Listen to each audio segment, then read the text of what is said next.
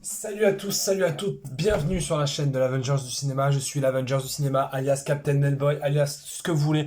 Aujourd'hui, on se retrouve pour parler du film que j'attendais le plus cette année, que de nombreuses personnes attendaient cette année, qui est un générique.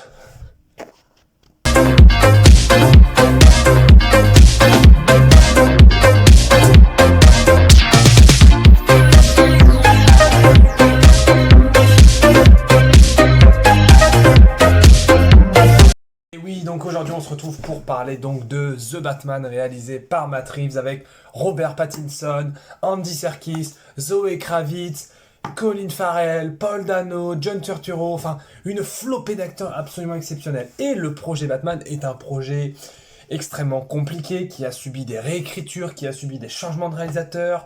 D'abord c'était Ben Affleck qui était censé le réaliser avec un nouveau Batman, ensuite c'était Ben Affleck en Batman, ensuite il y avait Ben Affleck contre Deathstroke, ensuite Ben Affleck a été viré, ensuite c'est Matrix. Bref, le projet date de à peu près depuis la fin de Batman versus Superman, et au final, merci Dieu que Matt Reeves et Robert Pattinson soient dans ce projet, puisque je vais être très clair avec vous, c'est probablement en termes de qualité pure, je parle pas en termes d'amour de cinéma, mais en termes de qualité, c'est potentiellement l'un des plus grands films, je pense que c'est peut-être même le plus grand film de super-héros que j'ai vu de ma vie, encore au-dessus du Dark Knight de Christopher Nolan, c'est évident, au-dessus de Avengers Endgame et de Spider-Man No Way Home, évidemment, mais je vais vous en parler.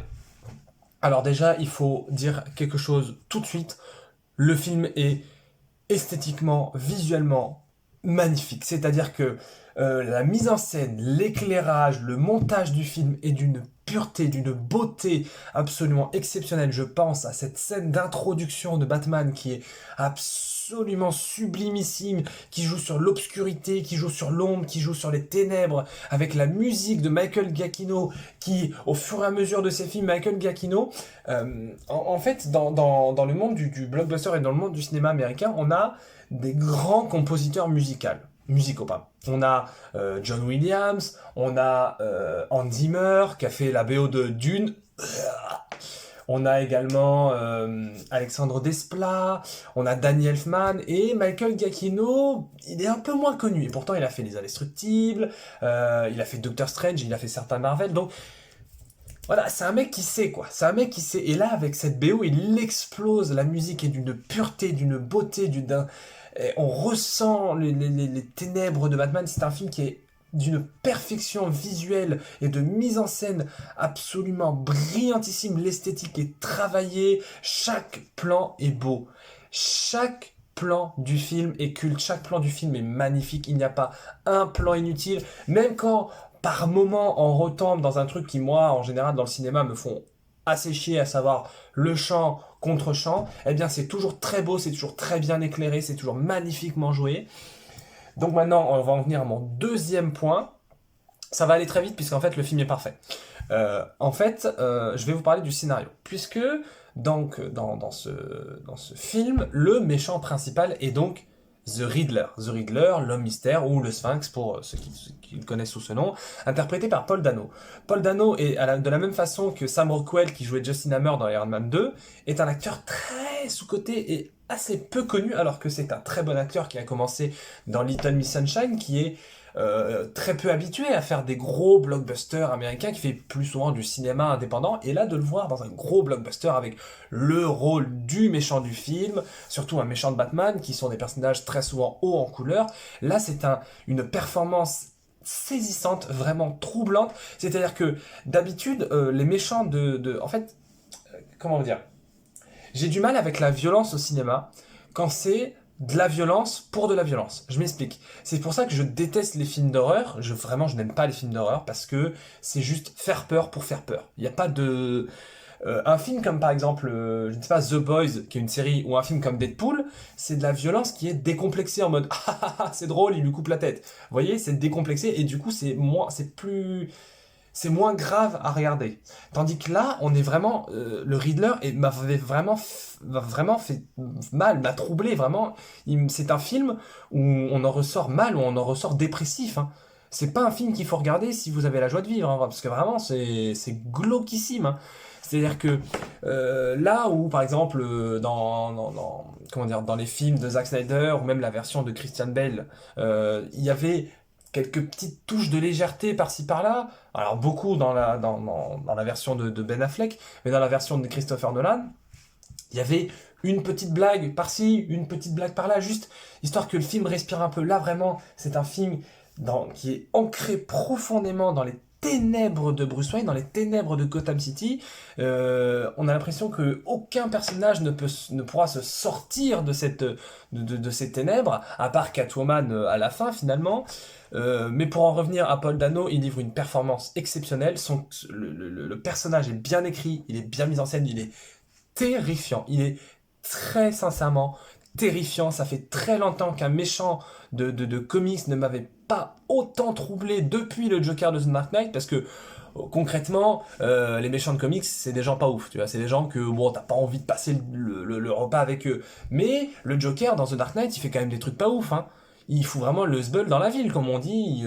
Clairement, il bute des gens et tout. Alors que bon, concrètement, comment dire ça? Marvel, j'adore, hein, vous savez, l'Avengers du cinéma, vous connaissez. Mais Marvel, il y a un truc où euh, on ne voit pas les méchants faire du mal. Vous voyez ce que je veux dire? Je vais prendre par exemple, je ne sais pas, un film comme par exemple No Way Home, tu vois? Il y a les méchants qui reviennent des autres univers, mais concrètement, ils font du mal à personne. Tu vois, Electro, on ne le voit pas faire de mal aux gens. Le lézard, on ne le voit pas.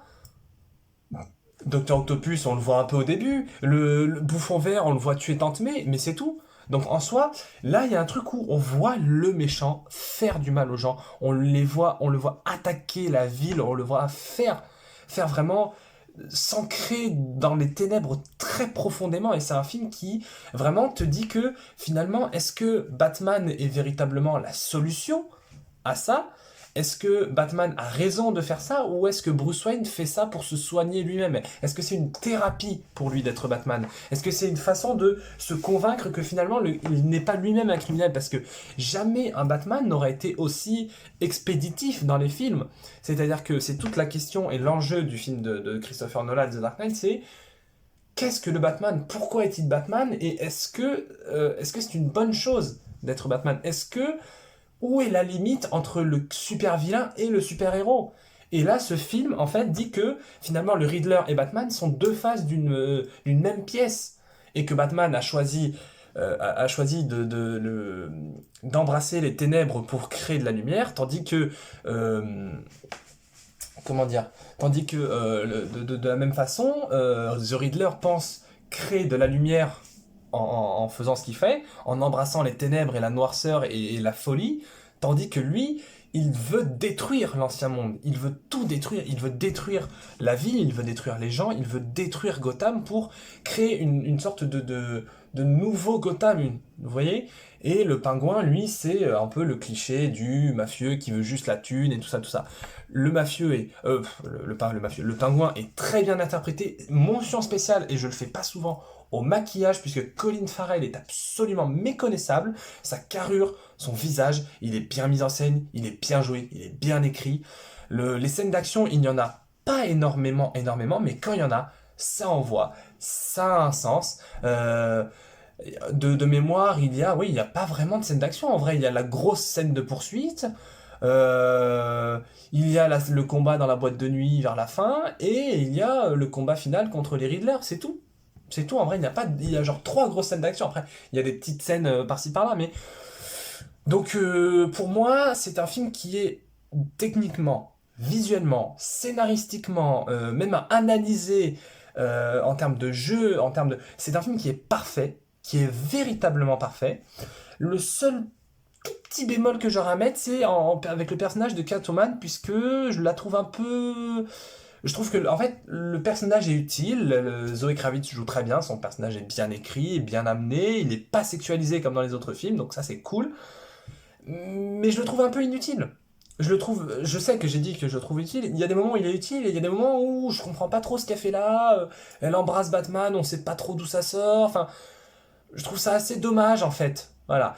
Et alors, là maintenant, je vais parler vite fait de revenir sur Marvel. J'ai dit que je trouvais que The Batman était meilleur que Spider-Man No Way Home et que Avengers Endgame. Parce que c'est un fait. C'est un fait, il est meilleur en termes de mise en scène, en termes de montage, en termes d'effets spéciaux, puisqu'il y a très peu d'effets spéciaux moches. Même il y en a pas en fait. Et que du coup, en fait, comment vous dire ça?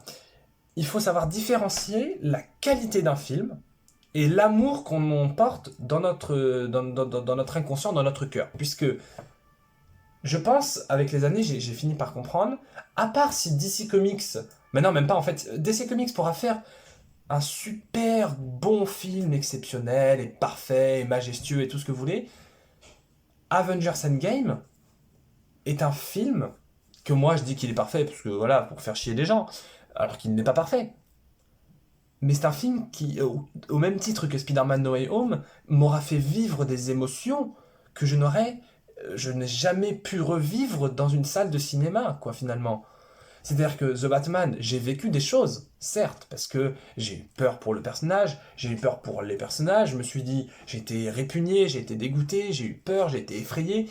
Mais ce que je veux dire, c'est que cette sensation que j'ai vue, que j'ai vécue, que j'ai pu tenir en regardant Spider-Man No Way Home ou Avengers Endgame, je ne l'ai pas retrouvée dans Batman. Je ne l'ai pas retrouvée puisque il y avait un truc où je n'arrivais pas à me rapprocher au personnage, à me comparer au personnage principal, vous voyez. Donc, Avengers Endgame et Spider-Man, ils sont là. The Batman est indubitablement dans l'un de mes top 20 de mes films préférés, quand même, parce que faut pas déconner.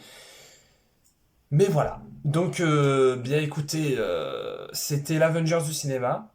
On se dit à bientôt pour de prochaines vidéos. Là, je ne sais pas trop ce qui sort en ce moment. Il va y avoir Sonic 2. Donc ça m'intéresse beaucoup. Les Animaux Fantastiques 3, j'en ai rien à faire. Mais vraiment, j'en ai rien à faire. Je trouve que les Animaux Fantastiques 3, non, non, c'est non, c'est non. Après, il va y avoir d'autres films. Il va y avoir Doctor Strange 2 en mai qui va être vraiment exceptionnel. Il va y avoir la série Marvel Moon Knight qui arrive en fin de mois.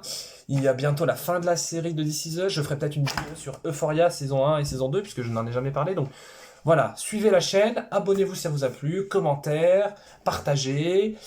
Et puis on se dit à bientôt. Allez, check. Et n'oubliez pas d'aller voir The Batman, c'est vraiment un pur chef-d'œuvre. Check.